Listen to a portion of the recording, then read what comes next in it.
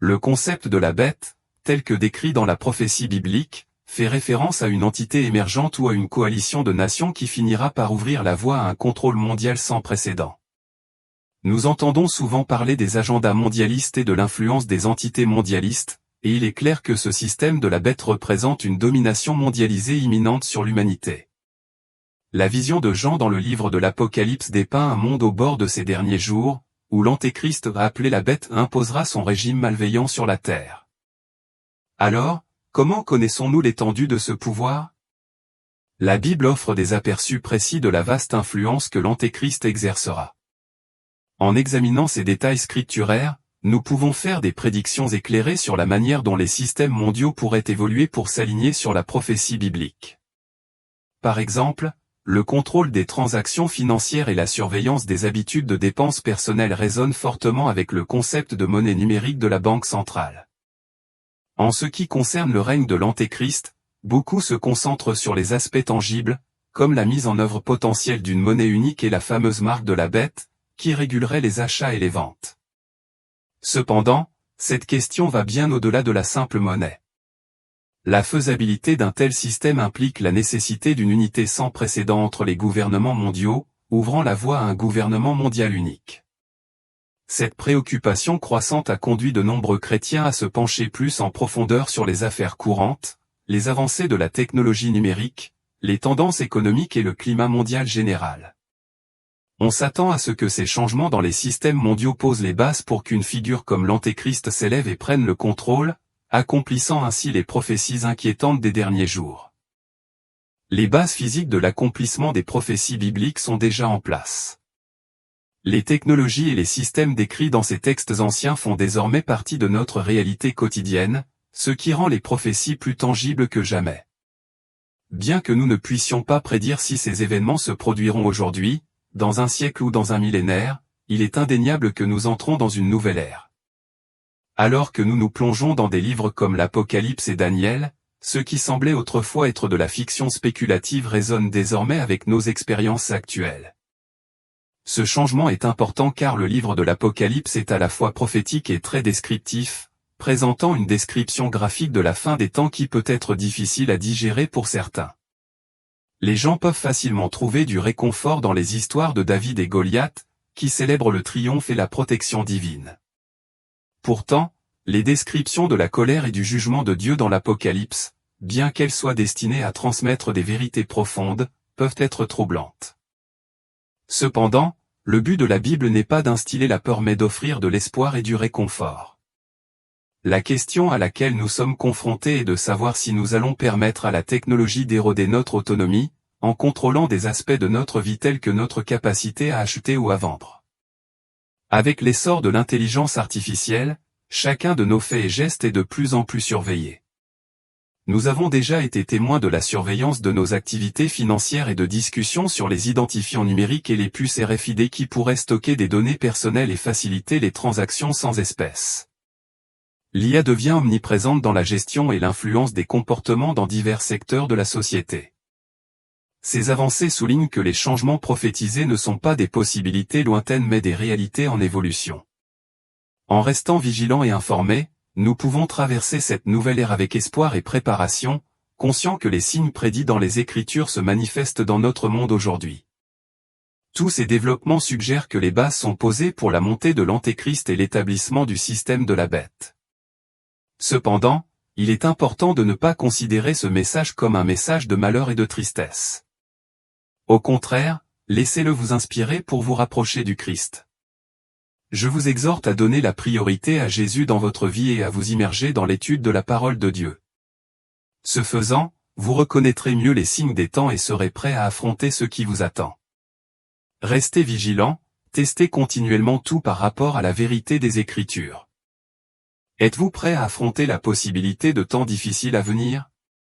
Ces dernières années, il y a eu un sentiment croissant de malaise face à d'éventuelles catastrophes apocalyptiques.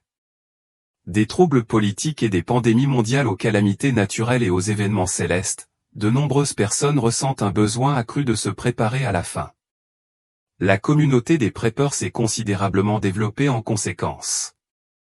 Alors que certains se préparent aux catastrophes naturelles ou à l'instabilité politique, d'autres s'inquiètent de la possibilité d'une fin imminente du monde et veulent s'y préparer. Bien que la préparation au retour du Seigneur soit essentielle, est-ce que la préparation à la fin des temps est la bonne approche? De nombreuses personnes croyantes sont profondément préoccupées par la fin des temps, imaginant souvent des scénarios qui rappellent les films apocalyptiques et les romans dystopiques. La peur des pénuries alimentaires, de la violence extrême et des conditions environnementales difficiles contribuent à leur anxiété face à l'avenir. En ces temps d'incertitude, concentrons-nous sur notre préparation spirituelle et gardons espoir en Christ. En restant ancrés dans la foi et informés par la parole de Dieu, nous pouvons affronter tout ce qui arrive avec courage et assurance, sachant que notre espoir ultime et notre salut se trouvent en Jésus. De nombreuses personnes se préparent activement à ce qu'elles perçoivent comme des événements catastrophiques imminents. Certaines construisent des bunkers, stockent de la nourriture et des munitions, et rassemblent même des Bibles et du matériel religieux, croyant que ces mesures les prépareront au mieux aux temps troublés. D'autres, qui ne s'identifient peut-être pas comme des prêpeurs, sont néanmoins consumés par l'anxiété et l'inquiétude face à la fin du monde. Il existe une crainte répandue, partagée par les personnes religieuses et laïques, selon laquelle une guerre nucléaire ou le réchauffement climatique pourrait conduire à une destruction imminente. Au sein des communautés croyantes en la Bible, on a de plus en plus le sentiment que les événements actuels correspondent à des prophéties bibliques spécifiques, ce qui conduit certains à croire que la fin est proche en se basant sur leurs interprétations des Écritures et des reportages.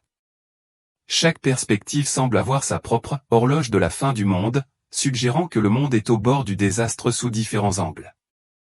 Pourtant, au milieu de la clameur et de l'incertitude, nous pouvons trouver la clarté en nous tournant vers la parole de Dieu pour nous guider. La Bible nous assure que le monde prendra effectivement fin parce que Dieu l'a promis.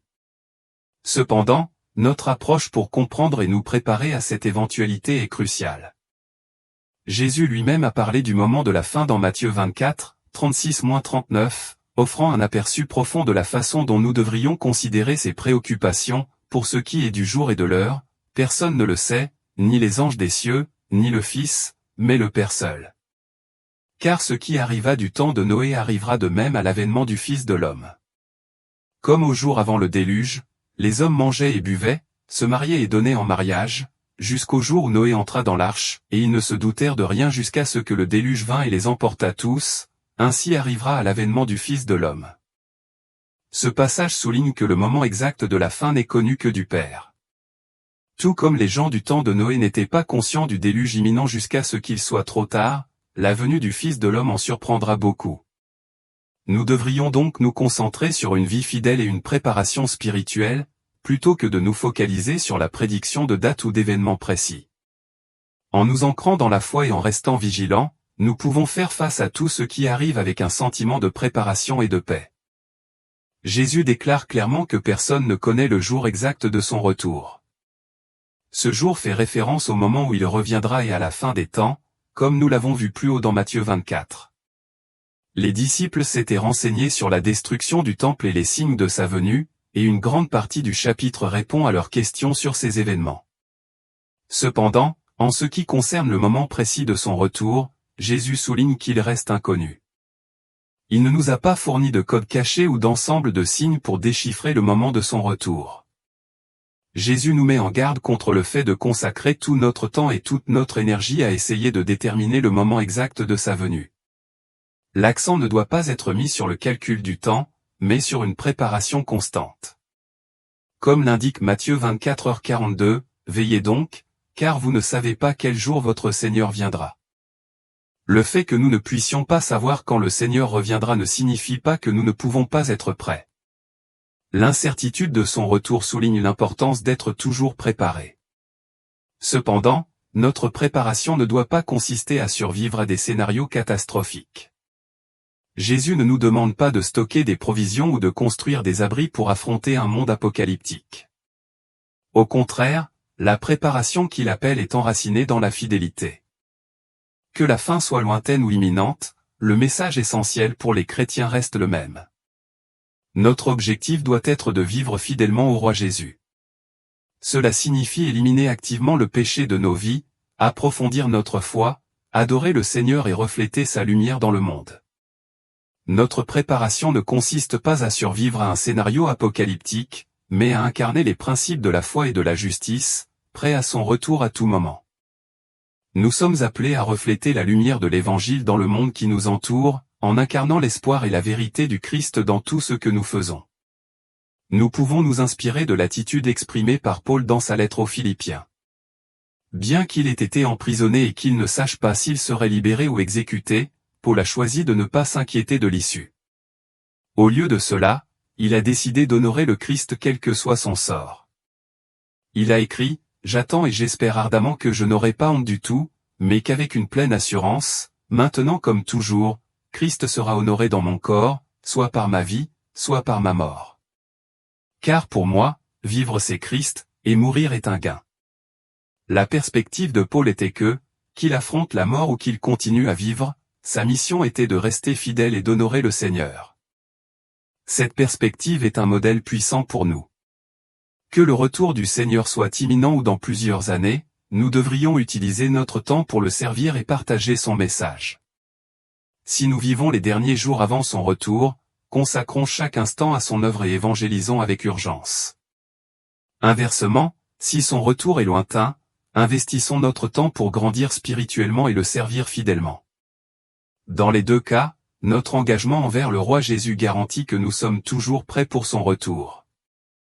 Considérez ceci, si vous deviez rentrer chez vous ce soir, vous endormir et vous réveiller soudainement au son d'une trompette comme vous n'en avez jamais entendu auparavant, et qu'en un clin d'œil, l'enlèvement se produisait, comment réagiriez-vous? Seriez-vous rempli de terreur et de regret, ou vous réveilleriez-vous avec joie et anticipation, sachant que vous êtes en règle avec Dieu et que tous vos comptes spirituels sont réglés? Beaucoup vaqueront à leurs occupations quotidiennes, certains sur leur trajet, des adolescents au cinéma, des médecins et des infirmières qui commencent leur service. Et puis, en un instant, nous qui sommes vivants et qui restons sur terre, nous serons enlevés dans les nuées pour rencontrer le Seigneur dans les airs. Notre préparation pour ce moment dépend de notre capacité à vivre avec un cœur pleinement aligné avec le Christ, reflétant sa lumière et son amour dans notre vie quotidienne.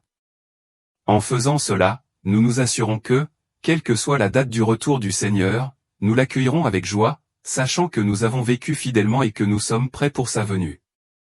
Imaginez ce scénario, 2 personnes travaillent avec diligence dans leur jardin, sous le soleil brûlant, tout en s'occupant de leur culture, labourant, désherbant, plantant ou récoltant. La chaleur leur fait transpirer le front et leur conversation est minime alors qu'elles se concentrent sur leurs tâches. Soudain, sans aucun avertissement, l'une d'elles disparaît, laissant l'autre seule, horrifiée. Les outils tombent sur le sol en dessous, et la réalité de la situation frappe durement. Le fermier restant est laissé seul, confronté à la réalisation que les histoires d'autrefois étaient vraies. Maintenant, il fait face à la perspective de traverser seul les événements terrifiants de la période de tribulation. Envisagez un autre scénario, 2 femmes sont occupées à préparer leur pain hebdomadaire. Alors qu'elles pétrissent la pâte poussiéreuse sur leur planche patinée par les intempéries, une femme disparaît dans les airs. Ses vêtements tombent au sol au milieu d'un nuage de farine qui reste suspendu dans l'air. L'autre femme est sous le choc, le souffle coupé dans sa gorge alors qu'elle regarde avec incrédulité. Les mots d'une conversation passée résonnent dans son esprit, « S'il vous plaît, n'attendez pas. Vous devez être prête. Vous ne pouvez pas vous préparer parce que l'enlèvement aura lieu en un clin d'œil. » La prise de conscience de ce qui vient de se passer commence à s'installer. Imaginez le chaos mondial alors que les médias rapportent que des millions de personnes ont disparu sans laisser de traces. Imaginez la détresse et la confusion des gens alors qu'ils sont aux prises avec la disparition soudaine d'êtres chers. Pour ceux qui connaissaient l'Évangile mais ne vivaient pas en accord avec lui, l'horreur est palpable. Ils auraient peut-être pu réciter les Écritures, mais leur vie n'a pas été transformée. Ils avaient un pied dans le monde et un autre dans l'Église, à cheval entre les deux réalités. Un pasteur a fait remarquer un jour qu'après l'enlèvement, les églises seront probablement envahies de personnes désemparées, en pleurs, pleinement conscientes de la gravité de ce qui s'est passé. Elles sauront qu'elles ont été abandonnées et seront parfaitement conscientes des épreuves et des tribulations qui les attendent. Cette image poignante nous rappelle avec force l'urgence de vivre en accord avec la volonté de Dieu, afin de nous assurer que nous ne serons pas pris au dépourvu lorsque le Seigneur reviendra. Vous vous demandez peut-être ce qui suivra l'enlèvement. La Bible nous donne une image qui donne à réfléchir des conséquences, décrivant une époque où l'Antéchrist a pris le pouvoir et a égaré de nombreuses personnes. Cette période sera marquée par une tromperie et une persécution intense. Les gens seront contraints d'accepter une marque sur leur main ou leur front, signe d'allégeance à l'Antéchrist. Sans cette marque, les individus ne pourront ni acheter ni vendre quoi que ce soit, ce qui les coupera effectivement de toute forme de participation économique et de fonction sociétale. Imaginez un monde où même les besoins les plus élémentaires comme une miche de pain ou un litre de lait deviennent inaccessibles si vous refusez d'accepter la marque de la bête. Imaginez le désespoir d'être complètement isolé de la société, forcé de vivre de la terre juste pour survivre. De plus, le christianisme sera interdit et les croyants seront confrontés à de graves persécutions et même à la mort pour leur foi. La pression pour se conformer et se prosterner devant l'Antéchrist sera immense, ce qui entraînera des divisions déchirantes au sein des familles, car certains choisiront de prendre la marque et d'abandonner leur foi. La Bible décrit avec vivacité ces temps troublés dans Apocalypse 13, 14-17, par tous les prodiges qu'il lui fut permis d'opérer en faveur de la première bête, elle séduisit tous les hommes du monde. Elle ordonna aux hommes de faire une grande statue de la première bête. Celle-ci fut blessée à mort, puis revint à la vie.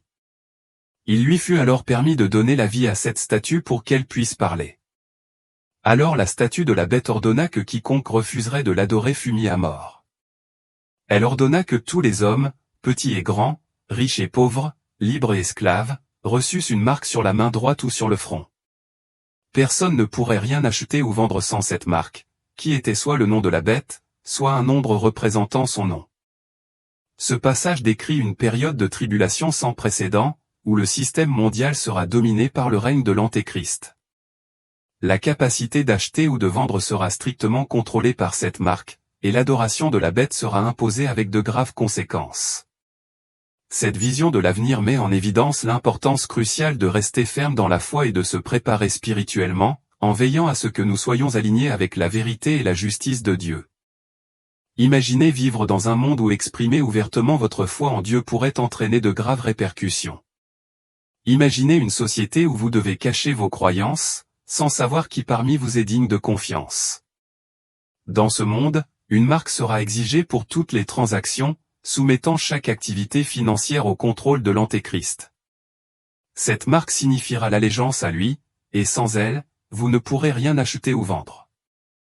Le système monétaire mondial sera sous sa domination, et chaque mouvement financier sera surveillé et réglementé. Ceux qui refusent de se conformer seront confrontés à l'ostracisme et aux difficultés, piégés dans une société gouvernée par la peur, les ténèbres et le désespoir. À la lumière de ces temps troublés, je vous exhorte à placer Jésus au centre de votre vie. Il est essentiel de nous immerger dans l'étude de la parole de Dieu, en lui permettant de nous guider pour reconnaître les signes des temps et nous préparer à ce qui nous attend. La vigilance et le discernement sont essentiels, et tout doit être mis à l'épreuve par rapport à la vérité des Écritures. Le monde après l'enlèvement sera rempli de ténèbres et de terreur. Bien que nous ne puissions pas prédire le moment exact du retour du Christ, nous pouvons nous efforcer de vivre dans un état de préparation constant. Nous devons inviter le Saint-Esprit à nous convaincre et à nous préparer quotidiennement, en nous gardant vigilants et impatients du retour de notre Seigneur et Sauveur, Jésus-Christ. L'urgence de son retour imminent exige une approche proactive de notre foi. Au lieu d'attendre le dernier moment pour nous préparer, soyons constamment préparés, en vivant chaque jour avec un sentiment d'anticipation et de préparation. Les paroles de Jésus dans Matthieu 24, 42-44 nous rappellent cette urgence, « Veillez donc, car vous ne savez pas quel jour votre Seigneur viendra.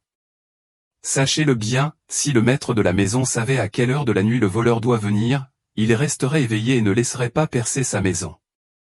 Vous aussi, tenez-vous prêts, car le Fils de l'homme viendra à l'heure où vous n'y penserez pas. » Ce passage souligne l'importance d'une vigilance et d'une préparation continue, nous encourageant à vivre dans un état de préparation pour le retour inattendu du Christ.